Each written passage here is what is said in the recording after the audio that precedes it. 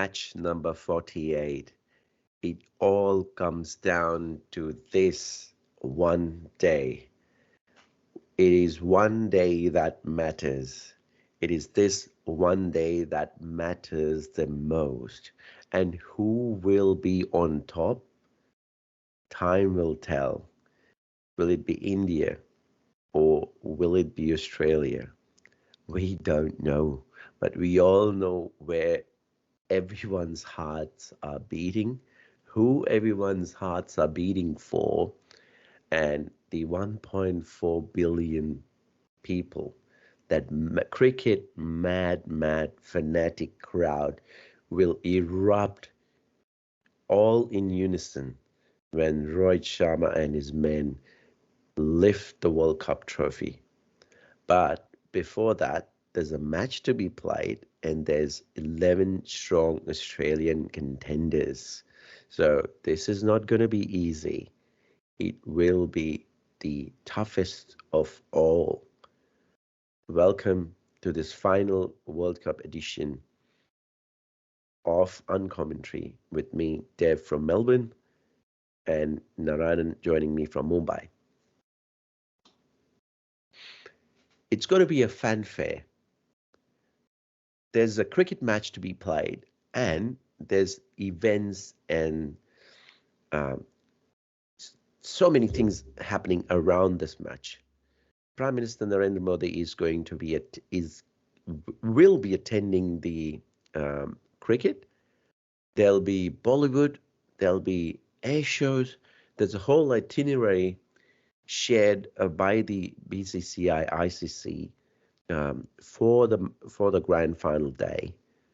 And as we are seeing pictures on TV and on social media, people have already started lining up outside the stadium, hundreds and thousands of fans singing, dancing, waiting for the gates to open later in the day.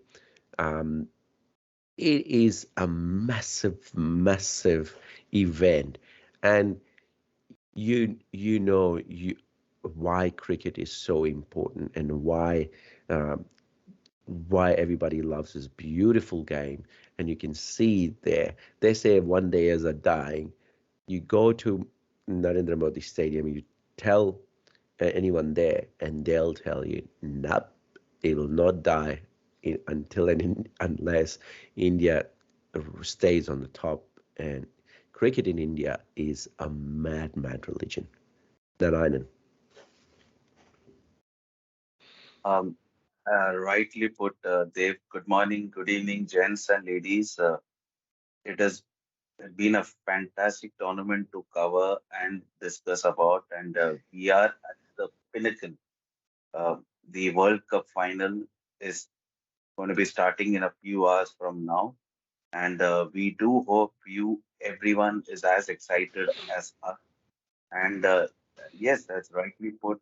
The Prime Minister of India, Narendra Modi, is going to be attending the match in the ground which is named after him, as well as the Indian Air Force has been the Surya Kiran Squadron is going to be giving a air show, and from the numerous Bollywood and music artists who are going to be present at the stadium for the event altogether. So yeah, in a way, um, it is actually not just a cricket World Cup final, but it's also a way where we are trying to showcase that India as a nation is ready to hold a world event. Uh, though this is just cricket, but our goal is not just to stop at cricket. It's also the other sports, including in the coming few years as a push for getting the Olympics as well. Though we have held the Commonwealth Games, and yeah, Olympics is one event that we are looking forward to hold in the future.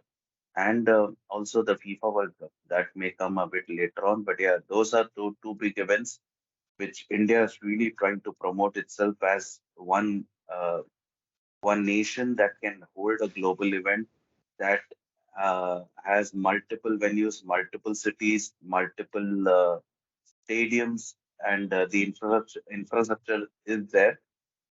Yes, for cricket for now, but seeing how the athletes are performing in other disciplines across other sports, the infrastructure is slowly being developed, and we are on the right path. Yeah, Thank you. 132,000 strong crowd. I think this is the no, not I think. I know this is the biggest cricket stadium, and with this with this match in particular, we'll have a sea of blue, an ocean of blue, and some pockets of yellow because a lot of Australian fans have travelled to watch the match as well. When it comes to pressure, there'll be pressure on both the teams, but I think pressure is more on the Indian side, considering all the hopes and uh, hopes and fears of the Indian crowd. In the past, we would hear from our friends, and we would ourselves say, once Sachin got out, we would switch the TV off. But not with this team.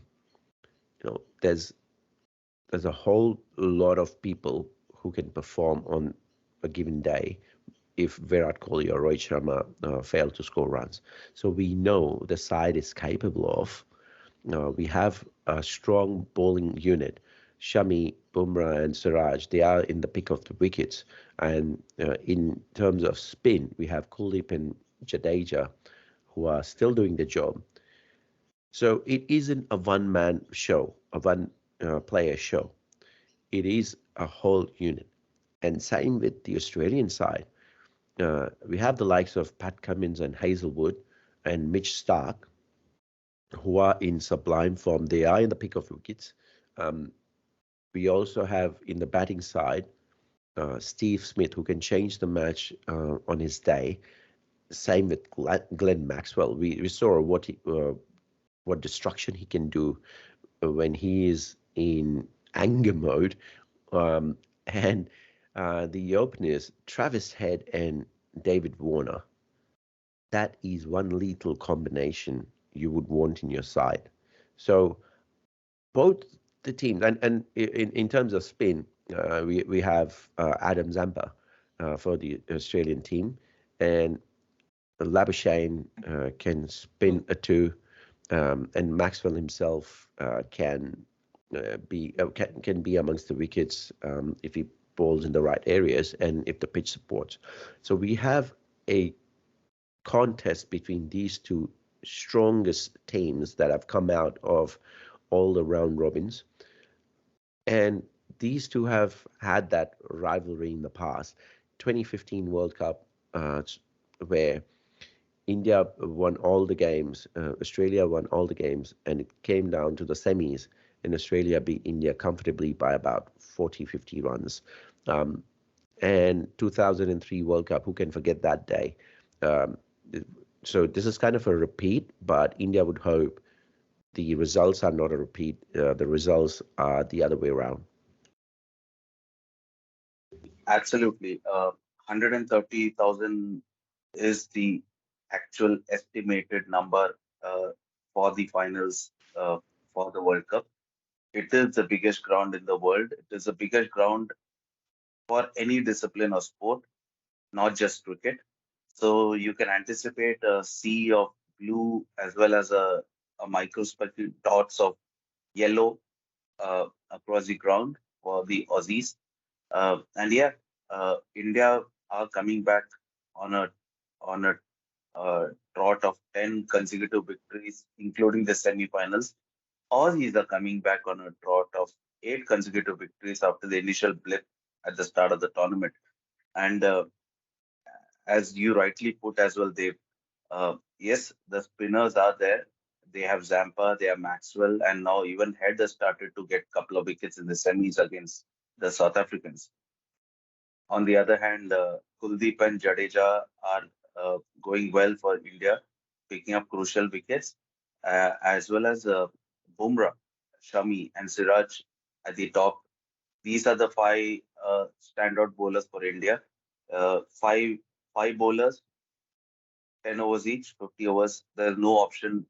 India is not looking at a sixth or seventh bowler option across the tournament. Though the Netherlands won, they tried to get their part-timers batsmen to get a few overs in. But yeah, considering all of that, I don't think India is looking at experimenting much, and they are going with the same squad. Uh, I do, I yeah, and India as a team will be high on confidence, but also they will be a bit. Uh, they are not going to take this match lightly, to put it, because They it's shouldn't, absolutely. Australia. Yeah, it's Australia on the other side. Australia's 5 times victors of the Cricket World Cup compared to India being just twice. The head-to-head between Australia and India, Aussies lead India 8-5 across the ODI World Cups, starting from 1983. So yeah, Indians know that Aussies are going to come hard at them. uh, Aussies are going to lie down and give the victory as easy, uh, especially a World Cup final. So it's not going to be easy match. It's going to be a competitive match. It's going to be a tough match, and I'm sure both teams are up for this in entirety. Yeah, absolutely. No changes in the squad, I believe. People have been saying, should Ashwin get a chance? Hmm. Will there be one more spinner considering they're using the same pitch as the India Pakistan game? Yep, yep. I believe it's going to be the same squad. They will want to stay with the winning combination. And what I like about this unit is everybody is so close knit. They love each other. They're backing up each other well. You can see in the um, fielder medal nominations, you can see Mhm. how each and everyone is rallying around I each think other. And that's one beautiful thing to watch out for at the end of every match. yeah, I look forward to every. I've started looking forward to that little celebration more than the actual game now. If I'm being honest, um, ye- yes, it is such an amazing and a little bit of innovative tricks that the fielding coach uses. It also keeps you guessing. Okay, what's going to be the surprise twist today? Um, Same thing with Australia. I believe they will want to continue with the same team and not experiment in the final. Favorites, everybody knows India. It was the same in 2015 World Cup, India Australia semi-finals in Sydney. It was a sea of blue, and Australia won. Any any predictions before we wrap up? And one last comment from you, Narayan.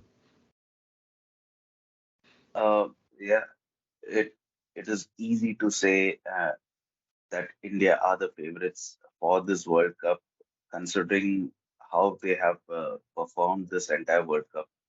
They have defeated every team. Every team has played every team, and India has defeated every team. New Zealand twice because it was semis, um, and Australia on the other hand, yes, they started off with a loss, a couple of losses over 3 matches, and then they have won on an 8-match unbeaten streak.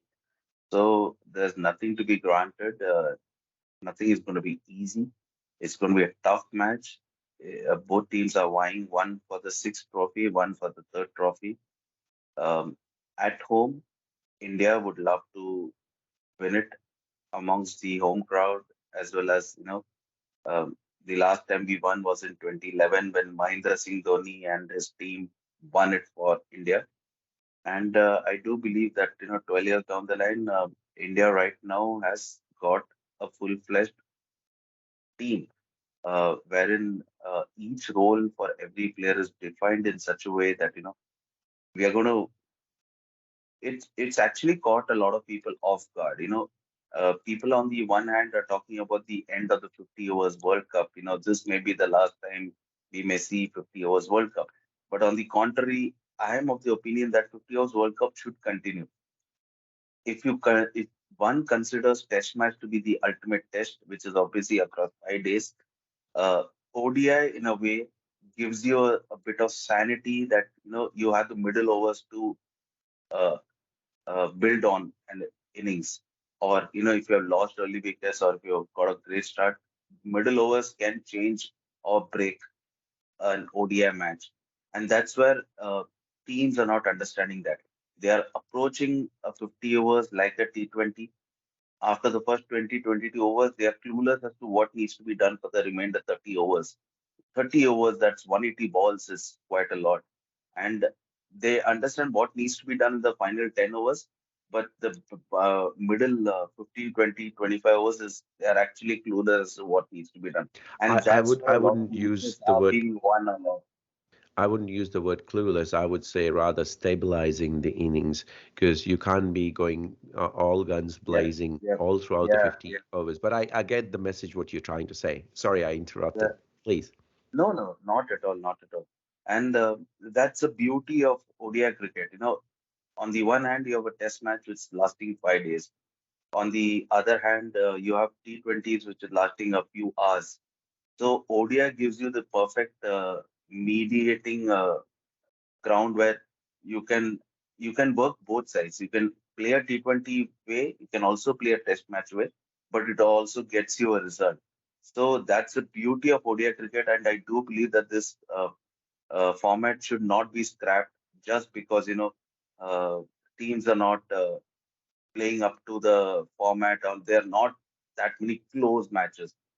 Close Mm. matches will happen. It will continue, but there will be odd day or two. Like you could see a team crumbling to a 50 all out, 55 all out, 73 all out, or a 199 all out as well. But then that does not mean that the format needs to be scrapped altogether.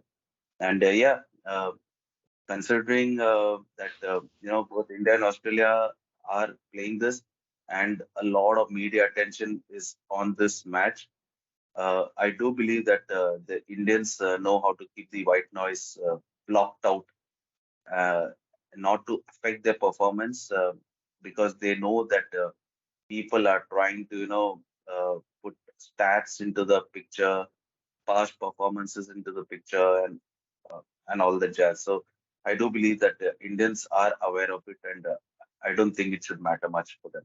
Yeah. Thank you. Yes, a lot of attention, a lot of media attention, and you rightly put one day should continue, because even if you look at the advertising point of view, the that this is the best format for people to advertise their products. You have 50 overs aside, so 100 overs in a day, so you can run your ads 100 times, and during the drinks break and the mid innings break, you are playing the analysis before the game, and out after the game you have the pre and post match conferences. You have all these opportunities to use for promoting your products. So I don't think either this format will die any sooner. Um, the broadcasting for this match is going to start at 7 a.m. as I was told. Indian time. I Is 7 a.m. Indian time, of course. So that'll be about 12 o'clock, 11:30 here. Um, I That's am 7 hours. real, That's 7 hours before the actual match commencement time. yeah. So I want to I hope the commentators are keeping themselves hydrated, keeping themselves fit and match ready, because 7 hours pre-match start, and I'm sure after the match it'll be about a couple of hours more where their expert opinions will be considered, and there'll be I've been also told that there are 16 commentators roped in for this final match from all across the globe. There's going to be felicitation of past captains uh, I'm who not have sure played, whether it's a, I'm not sure whether it's a felicitation, but or a obviously they're going to presentation, be like, or yeah, an invitation. I'm not sure also. Uh, whether it's going to be a physical presence by all the captains, but Hmm. otherwise the pictures of all the captains may be shown. But yeah, uh, from 75 World Cup onwards till the 2019 World Cup, all the captains are going to be, I don't know, paraded or maybe just a picture Invited, at shown. least invited. Yeah, I don't know. I don't actually know, but yeah, that's part of the plan as well. Hmm. So also there are laser shows organized in the second innings in the drinks break while the chase is on. So I'm not sure how this is going to affect the team which is chasing. You do not want to have an extended drinks break to accommodate something like this. So yeah, it's actually like a festival. It's not actually like a World Cup final. It is a World Cup carnival. Lot to look out for, and we hope we get a very good game and the best side wins the World Cup. It all matters today, tonight. We we actually, I would correct myself what I said at the start of the show. Um, this isn't the last edition of this World Cup. We will come back with the final edition as a um, look into what happened and analyze the game after the actual match has finished. Yeah. We hope you like this edition. Share it with your friends and keep supporting us. I love how people comment and show your love for us. Have a good game. A Have a huge shout wonderful out, day. a huge shout out to Devang, who is waking up early in the morning in Melbourne time and taking the effort to record this podcast and getting it live across to everyone, every fan, and all practitioners and lovers of the game. Thank you, and to you too. You stay up really late in the night, and I get the inspiration from you, mate. Thanks a lot, everyone, for joining us, and have a wonderful day. Hope India wins. Everyone does, yes. Bye.